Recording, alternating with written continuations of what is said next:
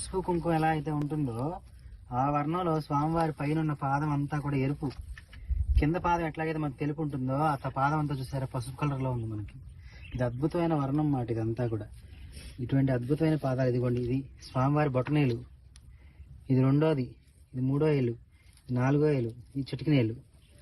అద్భుతంగా ఇది మనకి స్వామివారు చూపించిన దర్శనం అన్నమాట ఇదంతా కూడా. ఈ శిల కూడా పూర్వం కొన్ని వేల సంవత్సరాల కింద శిల అనిపిస్తుంది మనకి చూస్తుంటే. ఇవాళ అద్భుతంగా పూర్వభాద్ర నక్షత్రం కూడా ఉంది. ఈరోజు హనుమత్ పాదుకుల దర్శనం చేసుకుంటాక మాకు అందరికి కూడా జన్మం తరించింది. జన్మ స్మూత్ గా ఉంటుంది, అంత స్మూత్ గా ఉంది అంతా. ఇది దక్షిణానికి ఉన్న పాదం అండి. ఇది అంటే దక్షిణ భాగం అంటే మనకి లెఫ్ట్ లెగ్ బాగా ఒత్తి మనం పైకి ఎగురుతాం చూసారా, అట్లా ఉన్న పాదం మాట ఇది.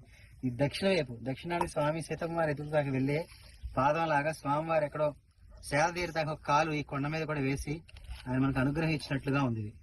ఇది పడమర దిక్కు, ఇది తూర్పు, ఇది ఉత్తరము, ఇది దక్షిణం. దక్షిణానికి వెళ్తున్నాడు స్వామివారు, దక్షిణానికి వెళ్తూ వేసిన పాదం లాగా అనిపిస్తుంది నాకు. ఇది మాత్రం అద్భుతమే.